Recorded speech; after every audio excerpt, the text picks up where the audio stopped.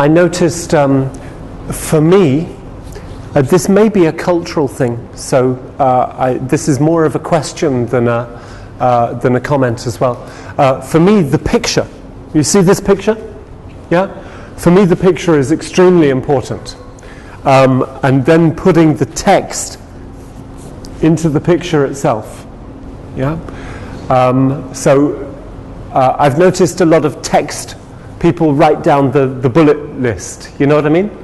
So if you look at your piece of paper, you've got the list, yeah? You've got just the list of products. So draw the picture first. I'm not sure if it's a cultural thing though. Do you draw pictures? Yes. You do pictures? Yeah? Okay. The picture is really quite important. I'll demonstrate why on the third day, but the picture has a psychological transportation method which is very, very good for us if we use it well. Yeah? So by drawing the picture, people remember what is in the picture longer than if you just draw the list. Yeah? There's a basic principle of presentations that if I have 4 points, then if I put them in this structure,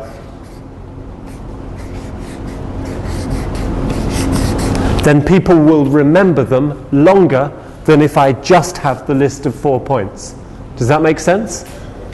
Yeah? And so this is exactly the same thing. It's just a visual structure for the list itself. But on the third day, I'll show you why that structure is so important. Yeah? Okay, how did the conversation go? I had a session in... I love this. I mean, I've been using this now in my own sales environments for years, and I learnt it from a guy who was very passionate about it. He just said, you just have to try this, and then you find out where you go with it. Yeah, because this is one of those things which it really, people use it in so many different ways, but the basics are the same. Yeah. But you've just got to try it. I was doing one workshop in Switzerland where, the same as today, we finished this at lunchtime. The guy gets up, he says, sorry, I've got to go, customer meeting. Yeah? I said, good, at least you're prepared now. He says, yeah, and off he goes. He comes back at the end of the day, yeah, with a flip chart, and he puts it up on the wall, and there's the total solution landscape, full of information. Yeah? He says, check it out. And I said, what's that? He says, that's the customer. I drew the box, we stood at the flip chart, he filled it in. Yeah? And then at the end, I said to the customer, do you mind if I take a photograph of this? And my customer said, no, you can take the flip chart because I've done all the work now. Now you have to do the work and create some good proposals out of it. It's very, very, but he said, you know, it gave him a direct access point into a very interesting level of information. Yeah? And you always get something new out of this. I use it from a number of different ways. With my customer Eli Lilly, I have an ongoing total solution landscape, and every time I meet a new Lilly person, I say, what training have you done? Yeah? What training have you done over the past 5 years? And they go, I did this. They normally think of 5 or 6 different programs that they've been on. Brilliant. Gives me ammunition for the list. Yeah? I chuck it in. And it means I always have something that I can ask every single person in the organization. Doesn't matter who they are, doesn't matter where they work, doesn't matter who their boss is, how important they are. I've always got something that I can ask them. Yeah? Which means everybody is a victim. I don't want to use the word victim in too negative. You understand when I say I'm nice, you know. Yeah, that's right. I'm nice to them, but it really means that everybody, I can go and address everybody, And we've done this with IT as well. And we did this actually with, we put into place, you know those guys who, they go from desk to desk helping people with IT problems. There's a special name for it, like floor runners or something. Do you have this? This is cool. Yeah. Do you have this service here in Karachi? It's an IT maintenance service where you get a bunch of young guys with basic IT know-how, and you send them through an office environment, and they walk from desk to desk, introducing themselves, saying, "I'm your local IT boy. You got any problems? Anything you need?" Yeah. And they sit down and they normally help with Microsoft issues and help them sort out stuff, and then they move on to the next desk.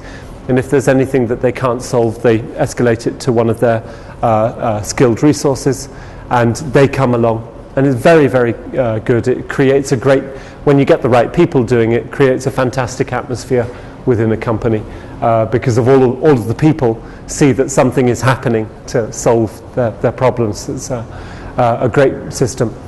And we completed a total solution landscape for the IT director. I think we had 80% of all of the factual information within 3 hours. The first day, yeah, we said to the IT director, "Would you like a complete systems analysis of your IT in this building?" And he says, "How much will that cost?" Oh, he said, we'll do it for free. He said, whatever.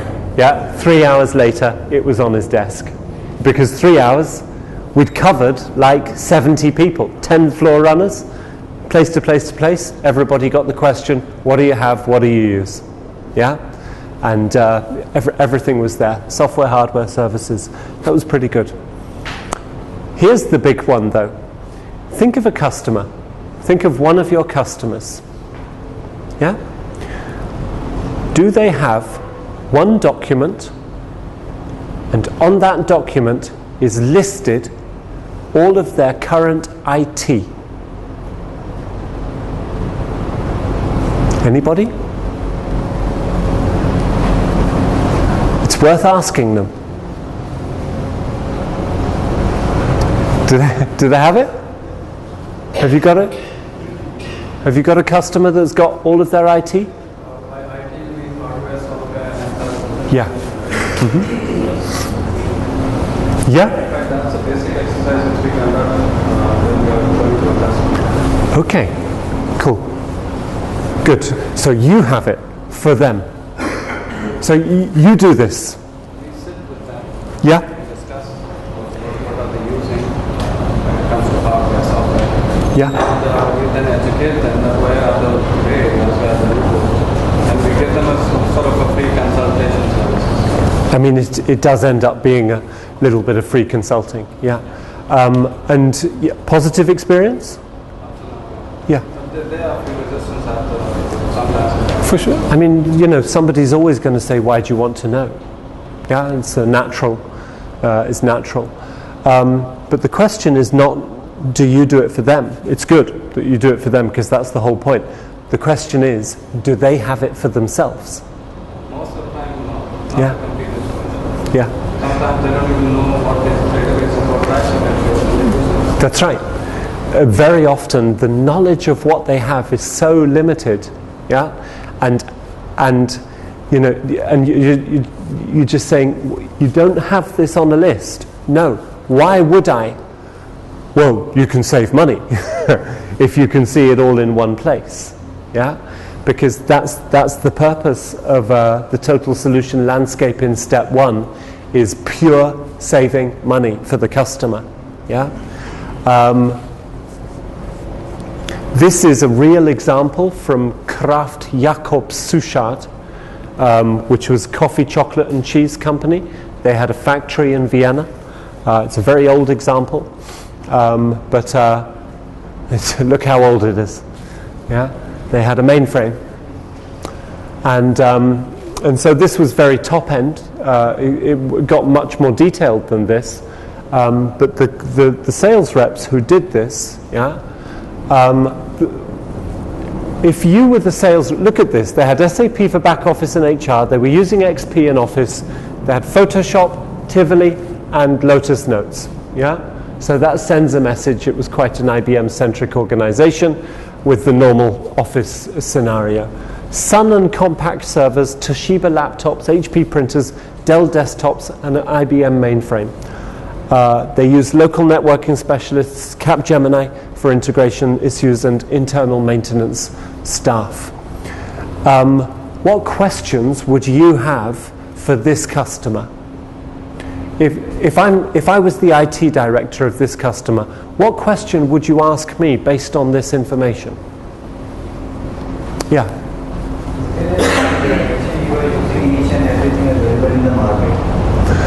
Is there any reason why we're using each and everything? What you're really asking me is, where does this madness come from? Yeah, and the answer was autonomous decision-making processes. Each department was allowed to make their own decisions. Sales chose the laptops. Yeah, back office chose the desktops. IT chose the Sun and compact servers. The manufacturing department had the mainframe. Yeah, disaster. Maintenance costs through the roof. Yeah, oh, horrible. Skill knowledge update, licensing, very expensive. Yeah, and based on this conversation, this was the first question that was asked, and there was a very clear realization that something there should change.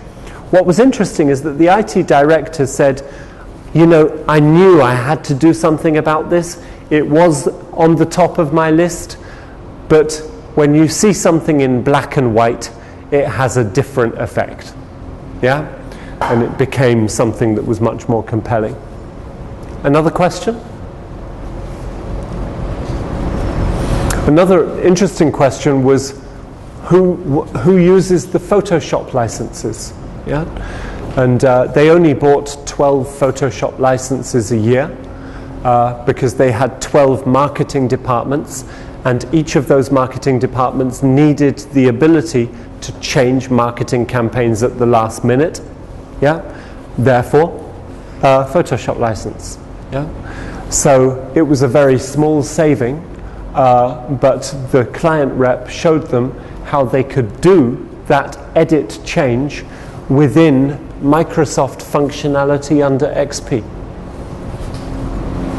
Cut, copy, paste.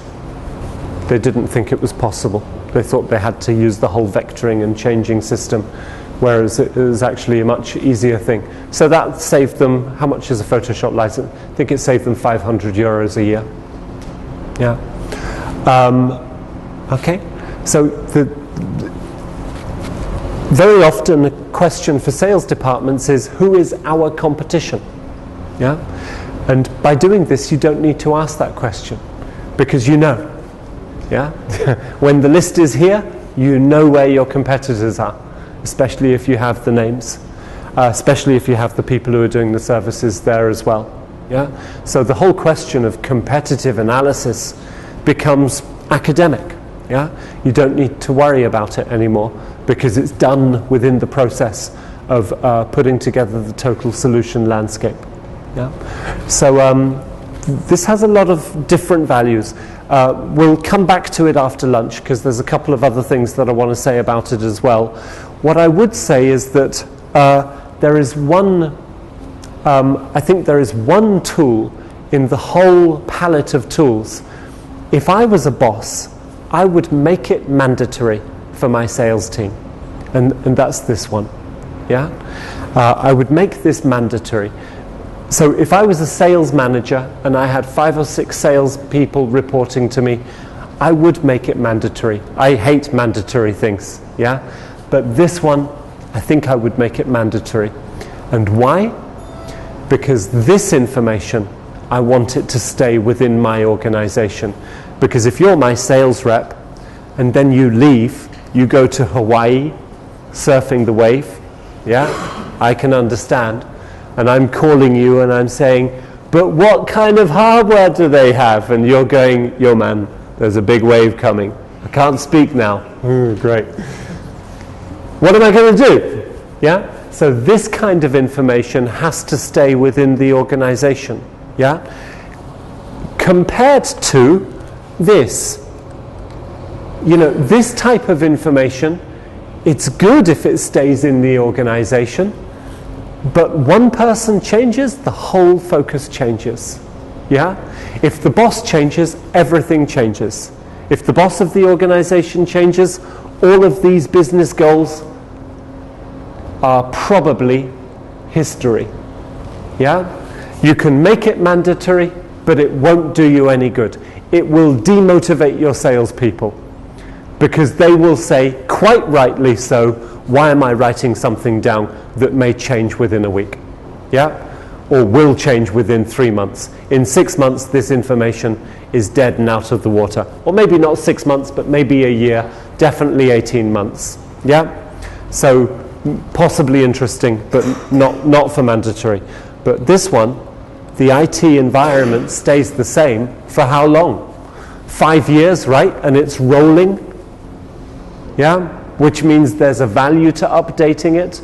There's a value for keeping it up to date. Yeah, and there's value behind it as well. Shouldn't this be in a form of software?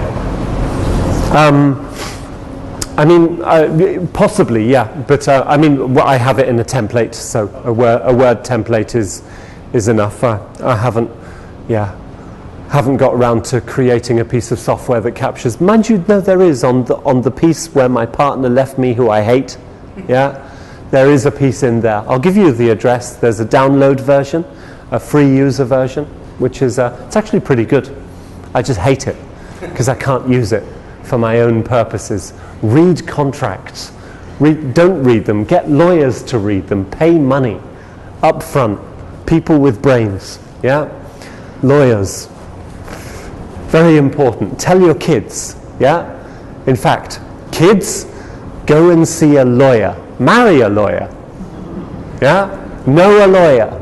Don't agree anything with anybody, especially not friends, and, well, relations, I suppose, are different, right? See a lawyer first. If you have